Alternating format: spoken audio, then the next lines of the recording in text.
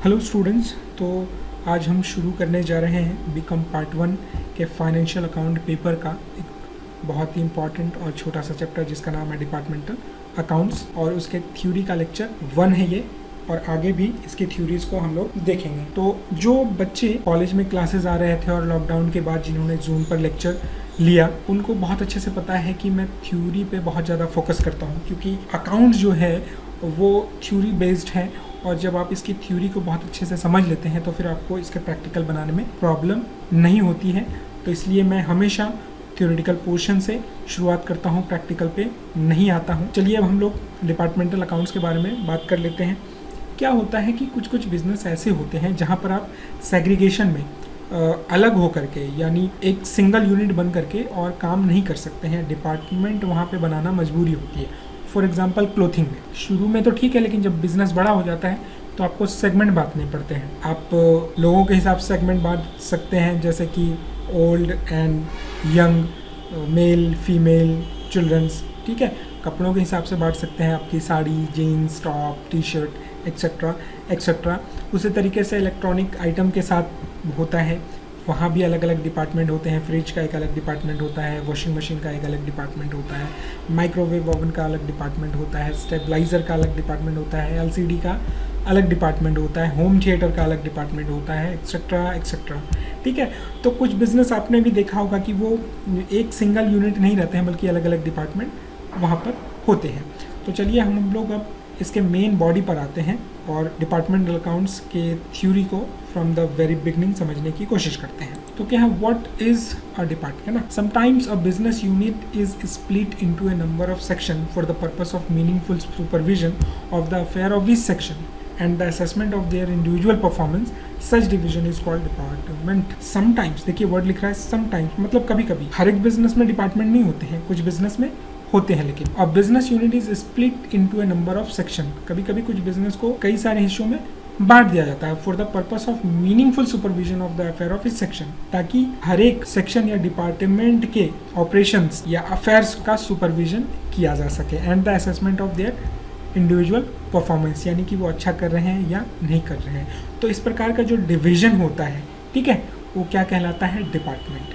अब हम लोग देखते हैं कि डिपार्टमेंटल अकाउंट्स क्या होता है। What is departmental accounts? Departmental accounts refers to maintenance of accounts of a business in a manner that makes it possible to ascertain the operational result of each activity, section or department by preparing separate trading and profit and loss for each one of them. ठीक है, तो departmental accounts क्या करता है, हर एक department का इस तरीके से हिसाब रखता है ताकि हर एक डिपार्टमेंट का अलग अलग trading and profit and loss account बनाया जा सके और ग्रॉस प्रॉफिट और या नेट प्रॉफिट उसकी निकाले जा। ये है डिपार्टमेंटल अकाउंट। आई होप कि इसमें बहुत ज़्यादा कन्फ्यूज़न आपको नहीं होगा। अब है कि डिपार्टमेंटल अकाउंट्स बनाने की ज़रूरत क्या है, इसका ऑब्जेक्टिव क्या है या पर्पस क्या है, इस बारे में हम लोग बात करेंगे। तो शुरू में थोड़ा बहुत बात हम लोगों ने ऑलरेडी इस पर किया हुआ है कि हम लोग को डिपार्टमेंट बनाने की ज़रूरत क्यों पड़ती है, और जब डिपार्टमेंट बनाते हैं उसी वजह से हम लोग को डिपार्टमेंट्स के खाते भी बनाने पड़ते हैं, ठीक है। तो चलिए एक एक करके हम लोग क्या करेंगे, जो पर्पस है डिपार्टमेंटल अकाउंट्स के उसको देखेंगे। असर्टेन इफिशियंसी, इफिशियंसी का मतलब होता है कम लागत पर अधिक रिजल्ट प्राप्त कर। क्या है, जब बिजनेस के डाटा एक साथ आएंगे तो ये पता नहीं चल पाएगा कि कौन सा सेक्शन या कौन सा डिपार्टमेंट कितने अच्छे से काम कर रहा है या काम नहीं कर रहा है। जब सब के डाटा अलग अलग डिवाइडेड किए रहेंगे तो हम लोगों को बहुत आसानी से पता चल जाएगा कि कहाँ खर्चे ज़्यादा हो रहे हैं, कहाँ खर्चे कम हो रहे हैं, और जहाँ खर्चे ज़्यादा हो रहे हैं उनको कंट्रोल किया जा सकता है। Next, control waste and misuse. अब क्या होता है कि वेस्टेज एंड मिसयूज़ तो हर कहीं होते ही हैं, लेकिन क्या है कि आप इनको पूरी तरीके से समाप्त नहीं कर सकते हैं। आप क्या कर सकते हैं, इनको मिनिमाइज़ कर सकते हैं, मिनिमम लेवल पर ले जा सकते हैं। और आप इनको मिनिमम लेवल पर कब लेकर के जाएंगे, जब आपके पास डेटा अवेलेबल होंगे हर एक डिपार्टमेंट के। अगर डेटा एक साथ होंगे तो आपको पता ही नहीं चल पाएगा कहाँ पर वेस्टेज हो रहा है और कहाँ पे मिसयूज़ हो रहा है।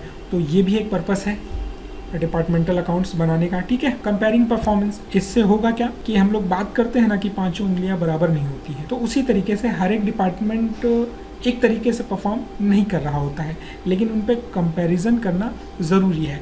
तो जब आंकड़े अलग अलग करके आएंगे तो आसानी से कंपैरिजन किया जा सकता है डिपार्टमेंट ABC में कि सेल्स कहाँ किसका था, ज़्यादा, प्रॉफिट किसकी ज़्यादा थी। कभी कभी ऐसा होता है कि सेल्स ज़्यादा होते हैं किसी डिपार्टमेंट के, लेकिन प्रॉफिट आते आते तक क्या होता है कि प्रॉफिट में बाजी कोई और मार ले जाता है। तो कंपैरिजन आप कर सकते हैं अलग अलग डिपार्टमेंट्स के बीच में कि किसका सेल्स कितना था, किसकी प्रॉफिट कितनी थी, किसका एक्सपेंसेस कितना था, एक्सेट्रा एक्सेट्रा। उसमें भी ये सहायक होता है। Ascertain the contribution of employ, जैसे डिपार्टमेंट बना दिए गए हैं ऑब्वियसली उसमें एम्प्लॉय रखने पड़ेंगे तभी वो डिपार्टमेंट चलेगा। हर एक डिपार्टमेंट के एम्प्लॉय का कंट्रीब्यूशन भी असरटेन किया जा सकता है। जैसे अगर 10 लाख की सेल हुई है और वहाँ पे 5 एम्प्लॉय काम कर रहे हैं तो आसानी से पता लगाया जा सकता है कि हर एक एम्प्लॉय क्या कर रहा है, 2 लाख का सेल्स एनुअली या मंथली वॉटेवर जो है वो जनरेट कर रहा है। तो इसी तरीके से प्रॉफिट भी निकाली जा सकती है कि एक एम्प्लॉय एनुअली या मंथली कितना प्रॉफिट कमा करके दे रहा है। नेक्स्ट है फॉर्मुलेशन ऑफ पॉलिसीज़। क्या है, जब आंकड़े अलग अलग रूप में बिजनेस मैनेजर के पास आते हैं तो वो क्या करता है, उनको एनालाइज करता है और जो कमियां हैं या जहाँ पर अच्छी चीज़ें चल रही हैं उसके बारे में वो बहुत ध्यान से सोचता है और उसके बारे में पॉलिसीज़ बनाता है। जैसे कहीं वेस्टेज अगर बहुत ज़्यादा है तो वेस्टेज कम करने के लिए वो पॉलिसी बनाएगा। कहीं सेल्स ज़्यादा हो रहा है तो सेल्स को और बढ़ाने के लिए या सेल्स को मेंटेन रखने के लिए वो पॉलिसी बनाएगा। कहीं सेल्स अगर बहुत कम हो रहे हैं तो वहाँ पर सेल्स बढ़ाने के लिए वो पॉलिसी बना सकता है। लेकिन ऐसा होगा तब जबकि आंकड़े अलग अलग होंगे। अगर एक साथ होंगे तो पता नहीं चल पाएगा कि किसका सेल कितना था और किसका सेल कितना था। कंसोलिडेशन ऑफ प्रॉफिटेबल सेगमेंट, अभी हम लोग बात कर रहे थे कि पांचों उंगलियां बराबर नहीं होती, ऑफ कोर्स नहीं होती हैं। उसी तरीके से डिपार्टमेंट भी क्या होते हैं, कुछ ज़्यादा प्रॉफिट कमा रहे होते हैं, कुछ कम प्रॉफिट कमा रहे होते हैं। ऐसा नहीं है कि हमेशा बिजनेस को ये फोकस करना चाहिए कि जहाँ प्रॉफिट नहीं हो रहा वहाँ पर ज़बरदस्ती प्रॉफिट जनरेट करने की कोशिश की जाए।